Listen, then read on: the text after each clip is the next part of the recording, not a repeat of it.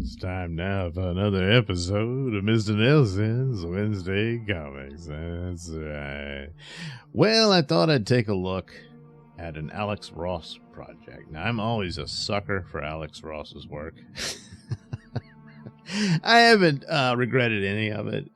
Some were better than others, but they're always fascinating and cool. And he tries to go in these directions that are both certainly respectful and homages to the comic book heroes and the artists behind them, which are the real heroes, certainly for Mr. Ross.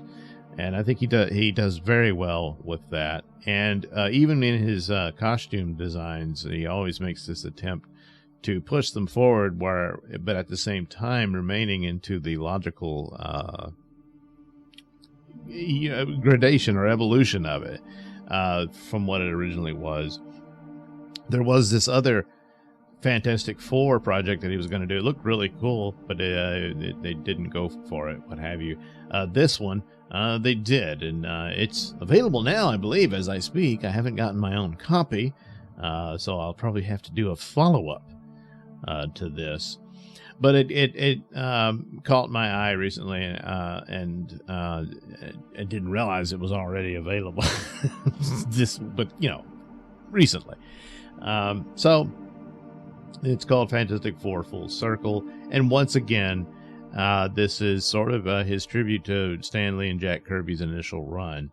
And even with his realistic, photorealistic painting aesthetic that he applies to his work, he still manages to capture Jack Kirby's worlds and whatnot. He did this with non-Marvel characters in a couple of series that he did and stuff like that, and it's all it was just beautiful to behold, and as usual, and even the concepts were interesting in that. I particularly, he started out, with Marvels and that interesting aspect of through the lens of a photographer covering the history of the Marvel Universe unraveling before his eyes as a witness to it all, which was cool, which later went on to Astro City with Kurt Busiek. And, of course, Alex Ross does the covers for that series, which is an excellent series. It's really fun and cool, just going on with that concept of different viewpoints and angles within a superhero world. And who knew you could stretch it on for that long, and they did. It's not one of the big sellers of a series. It should be, but didn't work out that way. But also a lot of his designs, and he has input on the look and of the characters, and even their origin stories and whatnot. So all cool stuff. But you can sort of you see the work and the thinking and a lot of his ideas and designs, and that's so it's beyond just his skill at capturing likenesses and whatnot, and the photorealistic approach to it.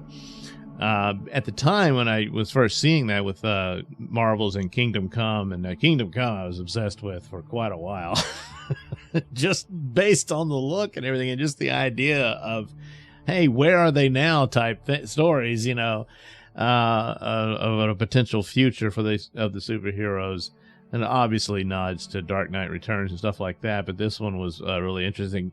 Looking back at it, I kind of wish it had been a 12-issue series rather than just the 4.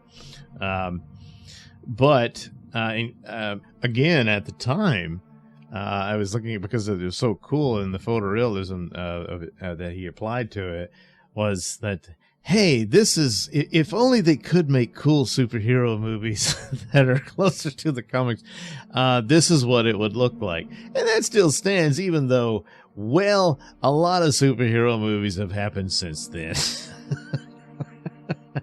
And some of them were cool, yeah.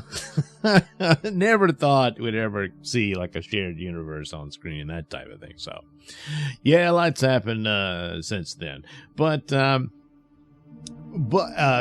capture a pseudo reality of what the likes of Marvel Comics and DC Comics would look like, Alex Ross is the one who depicts it, and seems to be quite dedicated to this aspect for the most part. There's other avenues he wanted to do. He certainly seems to be quite the student of the school of Alan Moore in his approaches. And I don't think he quite gets to the level of Alan Moore, but he certainly tries. And some of his stories do delve into that territory. But anyway, Fantastic Four Full Circle that's what it'll be. It'll be a Jack Kirby, Stan Lee tribute, I think, of the Fantastic Four, which in a way they sort of hold the position for Marvel that Superman does for DC, and that even though Captain America and Submariner predate them, back when it was Timely Comics in the World War II era. Later on, when they were trying to revitalize their superheroes, well, not trying, they did, it was reintroduced through the Fantastic Four. So Marvel Comics that we've come to know and everything really took form in the early 60s. And that such was the case with the Fantastic Four, which begins as a sort of science fiction story and then becomes, which it still is, but it's a science fiction superhero story, which, so is Superman, and for that matter. And so I've always thought of them as that, as the ones who really kickstarted the thing. And of course, through the Fantastic Four, a lot of the Marvel universe was built through them.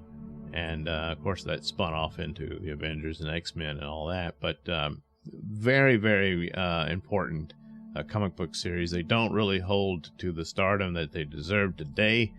There's been attempts at movies, and they haven't quite delivered. Hopefully they can do that. I'm concerned. I don't think that's going to happen. I hope I'm wrong, and that we get a decent, good Fantastic Four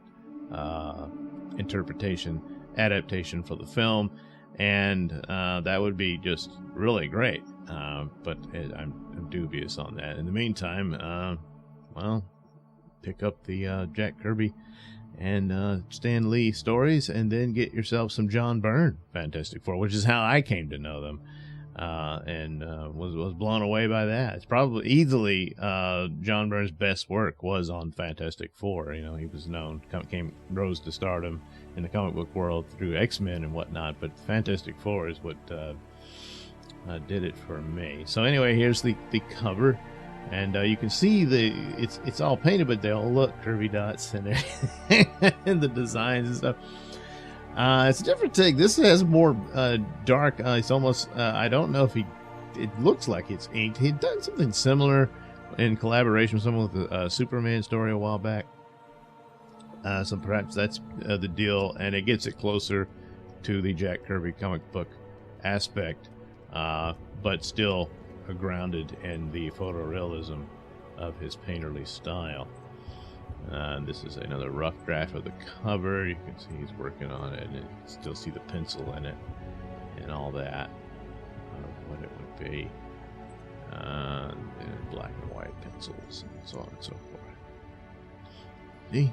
You gotta start somewhere. It doesn't just happen.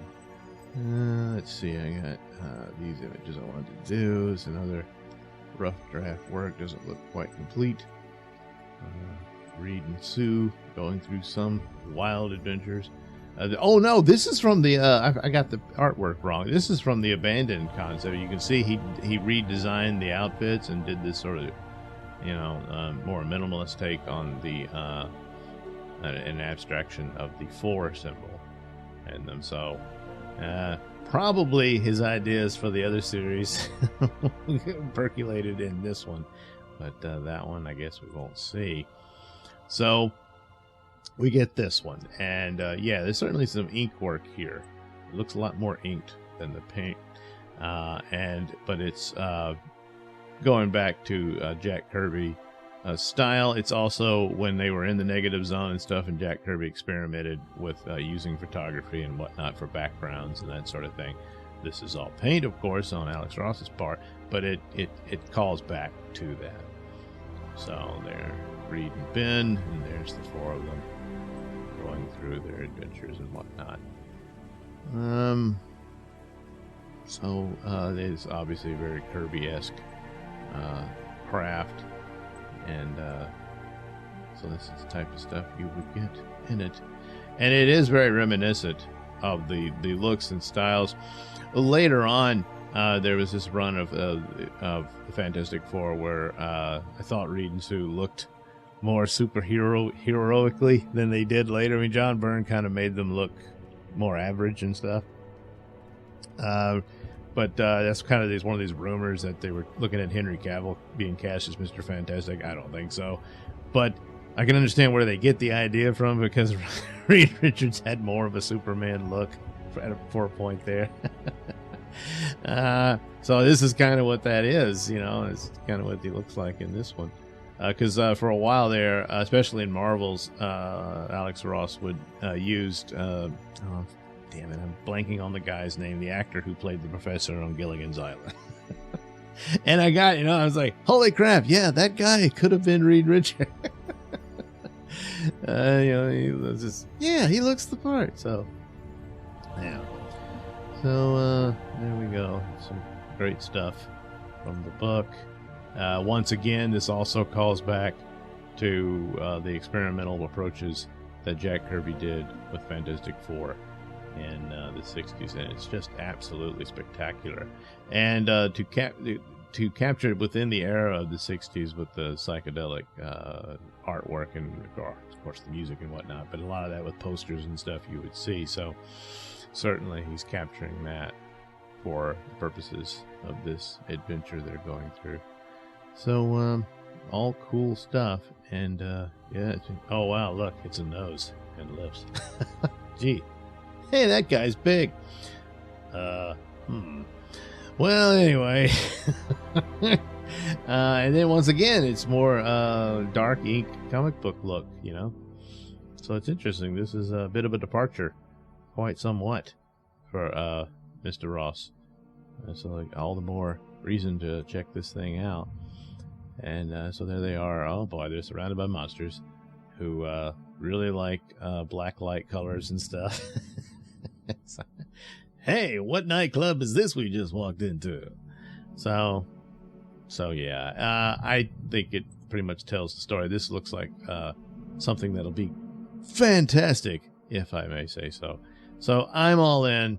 I'll get my copy of this, and even though I haven't read it yet, just for the sheer beauty of it, I can recommend this one for your reading pleasure as well. All right, there we go. That's all I got for this episode of Mr. Nailsin's Wednesday Comics. I'll get back to my indie books I got to review next week for you, and some other treats that I will treat myself to and then share with you on this show. Of course, the Sunday version, we continue on with Miss Fury, so you'll check that out next Sunday. All right, thanks for joining me on this one. We'll do it again next time. Bye-bye.